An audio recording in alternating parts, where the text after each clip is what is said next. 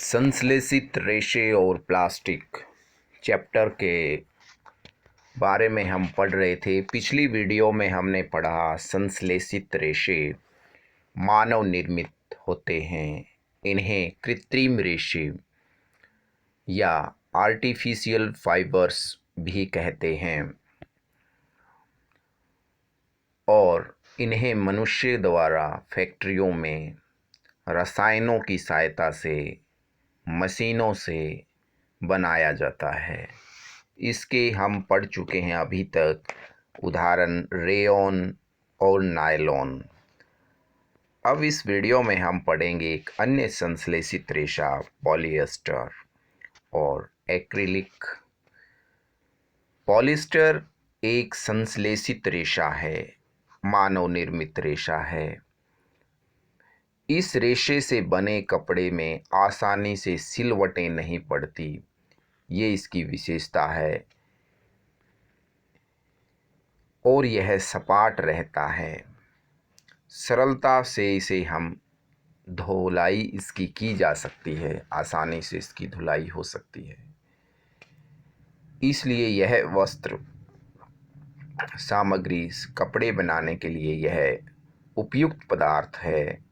Polyester की कमीजें या अन्य वस्त्र बनाए जा सकते हैं। पॉलिएस्टर की ही एक टाइप है टेरिलीन। टेरिलीन को बहुत ही बारीक रेशों में खींचा जा सकता है और फिर उसको बुना जा सकता है।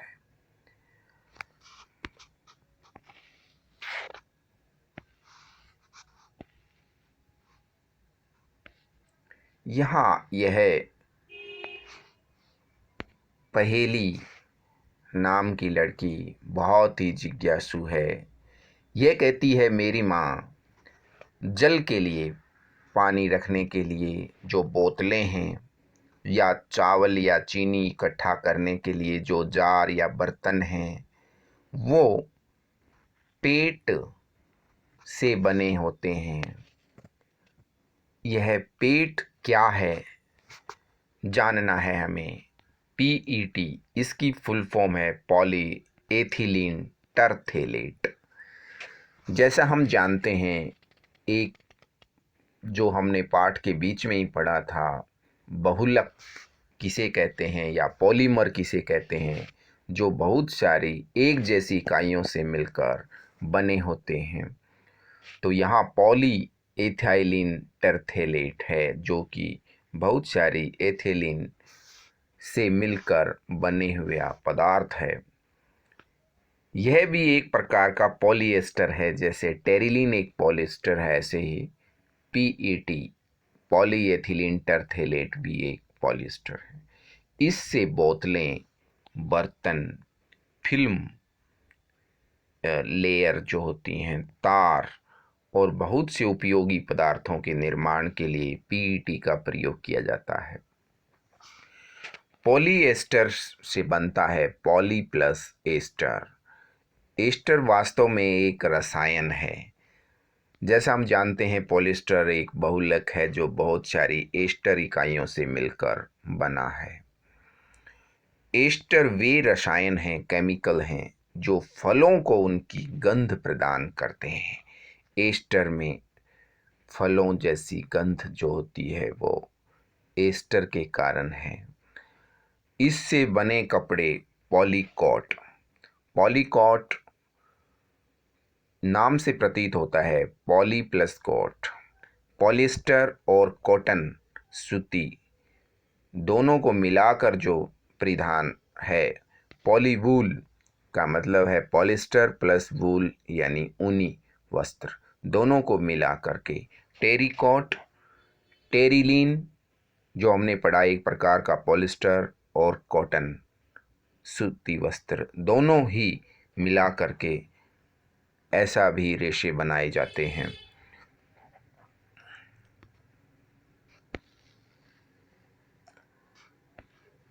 हम सर्दियों में स्वेटर पहनते हैं तथा शॉल और कंबल का प्रयोग करते हैं सर्दियों में। जैसा आजकल इनमें बहुत से स्वेटर हमारे ऊन से निर्मित नहीं होते, लेकिन वो ऊन जैसे दिखाई देते हैं। वास्तव में यह जो ऊन जैसा पदार्थ है, यह एक संश्लेषित रेशा है जिसे एक्रिलिक कहते हैं। प्राकृतिक रेशों से, स्रोतों से भेड़, बकरी आदि, ऊँट आदि से प्राप्त जो ऊन होती है वो काफ़ी महंगी होती है और उसकी कमी भी होती है।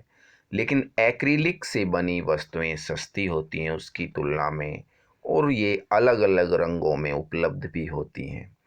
ज़्यादा संश्लेषित रेशे अधिक समय तक चलने वाले और सस्ते भी होते हैं तुलनात्मक रूप से प्राकृतिक रेशों की अपेक्षा, इसलिए ये अधिक लोकप्रिय हो गए हैं।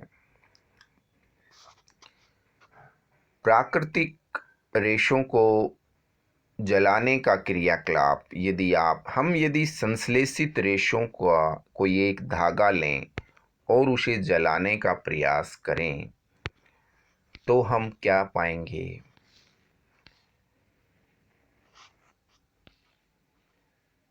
हम पाएंगे कि इनका व्यवहार प्राकृतिक रेशों से भिन्न है। किसी सूती धागे को अगर जला के देखें हम, और वो हमारा प्राकृतिक रेशा है, और दूसरा है ये संश्लेषित रेशे से बना हुआ कोई भी धागा हम लें, पॉलिएस्टर का, नायलॉन का, कोई भी, तो उसे गर्म करें तो वह पिघल जाते हैं। संश्लेषित रेशे गर्म करने पर पिघल जाते हैं। यह उसका एक हानिकारक गुण है, क्योंकि यदि वस्त्रों में आग लग जाए तो यह कपड़ा पिघल जाएगा, क्योंकि यह संश्लेषित रेशों से बना हुआ है और पहनने वाले व्यक्ति के शरीर से चिपक जाएगा। इसलिए यह बहुत ही हानिकारक साबित होगा। अतः हमें प्रयोगशाला में काम करते समय, विज्ञान की प्रयोगशाला में, क्योंकि उसमें कोई एसिड होता है, तेजाब होता है, इस टाइप के रसायन होते हैं, तो कहीं कपड़े पे ना गिर जाएं, या रसोई घर में काम करते समय कोई अग्नि संबंधी, आग संबंधी कोई चिंगारी पे ना गिर जाए, तो संश्लेषित वस्त्र वहाँ नहीं पहनने चाहिए। पहेली को याद आया कि मेरी माँ रसोई घर में काम करते समय पॉलिएस्टर से बने वस्त्र नहीं पहनती। एक महत्वपूर्ण बात यहाँ आती है कि संश्लेषित रेशे पेट्रोलियम मूल के कच्चे माल पेट्रो रसायन से बनाए जाते हैं। ये ध्यान रहे। जो हमने अभी पढ़ा है कि संश्लेषित रेशे फैक्ट्रियों में बनाए जाते हैं मनुष्य द्वारा, मशीनों से, रसायनों से। ये जो रसायन होते हैं, ये रसायन होते हैं पेट्रो रसायन। जिस प्रकार से, जहाँ से हम कच्चा तेल निकालते हैं और वो जो पेट्रोलियम पदार्थ उससे निकलते हैं, पेट्रोल, उसको साफ करके एक विधि के द्वारा, एक प्रक्रिया के द्वारा, प्रभाजी आसवन प्रक्रिया के द्वारा जो कच्चा पदार्थ हमें मिलता है, उसी को कहते हैं पेट्रो रसायन। उसी से हमारे पेट्रोल, डीजल और अन्य पैराफिन, मोम आदि बहुत सारे पदार्थ इसी पेट्रो रसायन या पेट्रोलियम मूल के कच्चे माल से, और हमारे संश्लेषित रेशे भी इसी पेट्रो रसायन से बनाए जाते हैं। संश्लेषित रेशों के गुण धर्म, क्या क्या गुण हैं संश्लेषित रेशे? नायलॉन, पॉलिएस्टर की टाइप, टेरिलीन, पीईटी, इन सब का ये शीघ्र रेशे सूख जाते हैं, ज़्यादा दिनों तक चलने वाले होते हैं, कम महंगे होते हैं, आसानी से उपलब्ध हो जाते हैं, सिलवटें नहीं पड़ती, तो रख रखाव भी इनका आसान है। इस प्रकार से हम देखते हैं कि ये सब संश्लेषित रेशों के गुणधर्म हैं। हमें एक्टिविटी के ऊपर पूरा ध्यान देना चाहिए। विज्ञान के विद्यार्थी को एक्टिविटीज़ स्वयं से करके देखनी चाहिए। यहाँ बताया है कि किस प्रकार से हम देख सकते हैं कि कपड़ा कौन सा कपड़ा अधिक जल को सोखता है।